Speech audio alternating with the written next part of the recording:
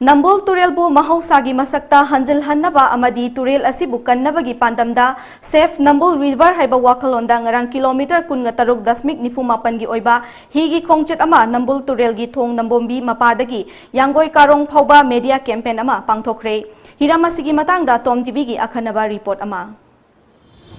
Puari ga sago naduna laklaba adugumlaba Nambul TUREL ase kanba si tangai phadi haiba gi pandamda Directorate of Environment and Climate Change ki meeting makhada All Manipur Working Journalist Union na ekoi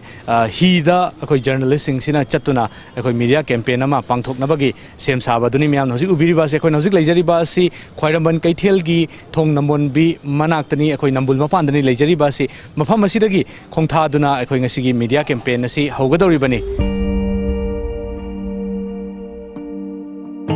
Nambul TUREL bulu nanana thamduna MAHOUSAGI saktamda amuk hanna puraknabagi pandamda ngarang June anida Directorate of Environment and Climate Change Government of Manipur amadi All Manipur Working Journalists Union amju anina kusamnaduna Safe Nambul River Haiba team asigi makhada nongmagi oiba media campaign ama pangthokhre hi tongduna Nambul KANNABA campaign aduda chatliba paumi singna loudspeaker sizinaduna TUREL gi nakyata tariba miyamda wakhal tahanabagi awareness kaya pikhi khongchat adu Imphal gi thong nambonbi dagi Forest and Environment Minister Awangbo Nyumaina lamthaduna pung manga rom changna kilometer 13.9 changna Bisnupur district ki manung chana leiba Yangoi Karong da thungki Thoramadu hudokpada Awangbo Nyumaina mahaki oiba warol piraduna hai madudi lainga ki maikai dagi Nambul TUREL bu KANNABA chawraba senpham kaya kaithoktuna honari Adumakpu miyamna wakhal tabiba amadi miyamgi mateng yaudanadi Nambul TUREL asi kanba oithokte Akhoina semjindrabasu just preserve tawb kanda atopa lamdagi hena phajaba yaba kyamro Manipur da dile income leizadaba karisu paisa tanpham leizadaba mapham aina akhoi praja singi wakhandusu chahi kyamrom sumaina lakhibase ngasidi akoi prajang miyam gi awareness su khra sum lakpa haubu miyam se yam nungai ba phongdok ning bani campaign asida paumi sing na hakthengna thengnarakpada thong nambonbi dagi hairangoi thong fawgi mafam kharada ka hena mosinba fatta haudi kaya TUREL asida thadhabagi achoba mami ama uba fangki amadi TUREL gi nakyata amang sang fawba sajinduna TUREL asida hena mosinabagi chawraba maram ama oihori Nakalamuromda lekai dagi thadharakpa nala dagi chentharakpa combined sewage singna TUREL asigi MAHOUSAGI masak manghanbada chawna mating pangli TUREL asigi khongnungda lokhatlamba loisindana thamlamba chawkhat thaurangi atek akai kayana khongchat aduda chatliba hi singda ayetpa chawna pikhi asiguma campaign asi silakpada TUREL asigi akoibada tariba miyamna harauba amadi apenba kayasu fongdoknarakli Forest and Environment Minister Awangbo Nyumaina ekoi thong nambonbi dagi tharakiba khongchat asina ekoi hojik higi lambida mathang lakpaduna ekoi hojik si pisum thong manaki ekoi gi chinga macha leiriba mafam asidani ekoi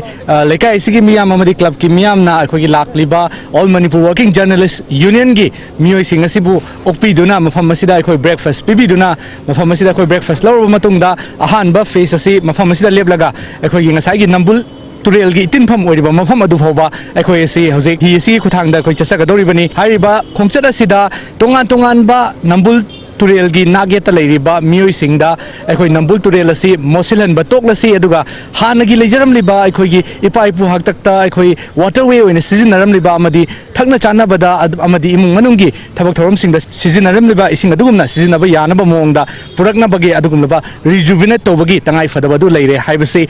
lambigi ekoi gi Nambul TUREL asi gi nageta leiriba miyam sing asida gyan tahana bagi adugumba campaign ma khakne maroina jiki ekoi gi malem si ta sena har kanda Hojik climate change na ahong mayam porakre aduga maroina Manipur dadi climate change gi ahong basi amot akai na da dagi plastic kumbagi pollution gi sidai ayam base tawga hojik lai akoi Manipur se aduga hasing mo changhim bidi ba koi gi Safe Nambul River haiba amju amadi Manipur sarkar gi sarkar ga pun changhim mine program si masi yamna phaba khongthang amani Thoramasigi matangda wangangladuna All Manipur Working Journalists Union amjugi President Bijoy Kakching Tabamna hai Nambul turel asi 1960s ki mamangdadi ipa ipu singna lalol ithik tawbada isingi lambi oina sizinarami adumakpu ngasidi mosin ba henman kibana pumnamak adu yakhidabani turel asibu mahausagi saktamda hanjilhanbagi tangai fadaba leiri अखोगी Nambul river की life से मसीगी पुंसी से कन्मदा अखोइना हौदोपा हाइतारे अखोइना इहान हाना मसे हौदोपा मरमदि सी अर्ली 60s दि सिगी नंबुल टुरेन सी द इकोनॉमिक लाइफ अम लेरमी बने अदु मसी अतंग मसी रिजुविनेट तब याब्रा अतंग हिंगलन मे याब्रा ना अखोन होनर कांस्ते दा अंदर all money working generation luxury थांगदी एजना अखोइना कनोदा पीपल द अखोइना थमजनिंग पोती मसी अखोइ अतंग हिंगलन बोरा से अखोइ इसा इसा खंगना मसी दा मोपल कदोबा फतबा थादरी से थाददबा अदुगा अखोइ पुन्न मसी हिंगलन Honaji हाइबा पाउजिल पिजबरी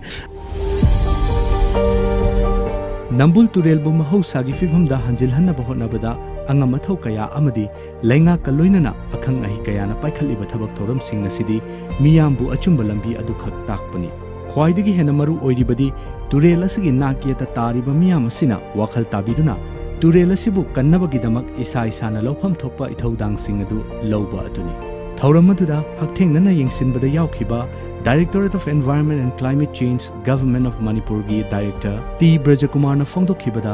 Nambul turelda nariba laina asidi karino khangle adumakpu haujik maru oidibadi layeng aduni haikhi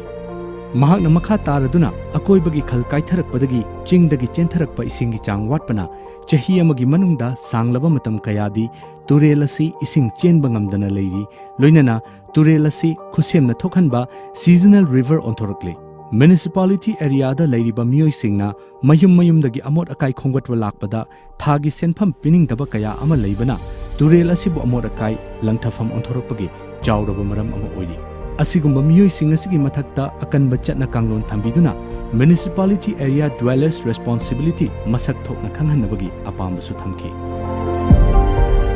Save Nambul Haiba Wahi se galuna laiba message puduna laiba media awareness campaign one day awareness campaign asi hojikti loisalak pasi aidi mapung ngam song no phagi nei agi ngora feeling ma lejai sengdagi marin senga galakpi ki badu maduman spoi masi yobungam jabani ekoi kharkhana imphal ke da sengdok podur kasu success oibungam jaroi ngarang ki khongchat aduda TOMTV na chorak na yengbada Nambul turel gi ayamba sarukta chawna fagatpagi mami tari adumakpu miyamna wakhal tabidrabadi Nambul turel gi hangoiningai oiba fibam aduda hanjilakpa khanghauroi अखोन हजिक लेजरीबा सी Bishnupur district की मनुंग चना लेबा यांगोई कारोंग दनी ngasi media campaign save Nambul river high rivers campaign asigi अखोई पंथुंगफम ओइरिबा मफम अदुदा ने अखोन हजिक लेजरीबा से अदुगा ngasi सिलेबा अखोई media campaign असिदा अखोई पौमी सिंग असिना अखोई Nambul turel asida hi tongduna अखोई इसिंगी लंबी असिदा यौरक्तुना मफम असिदा लाकपनी अवांगबा उनुमाइना लमथादुना अखोई ख्वाइरमन कैथेल की नाकलदा लेरिबा अखोई थोंग नंबोनबी मखोंगदगी लमथादुना मफम असिदा यौरक्पनी लूरिबा मफमदी हाइरिबा media campaign asi Nambul river asibu kannabagi damakta miyamda wakhal tahanabagi damakta sinba adugumba pandam leiba adugumba media campaign amakhangni adumakpo karai FAOBA miyam asina gyan taribage haibasidi achobo hang ama oire hiramasigi matangda paudomjariba camera person Naresh Kaloinan Onel Sambanduram Times of Manipur News Bishnupur District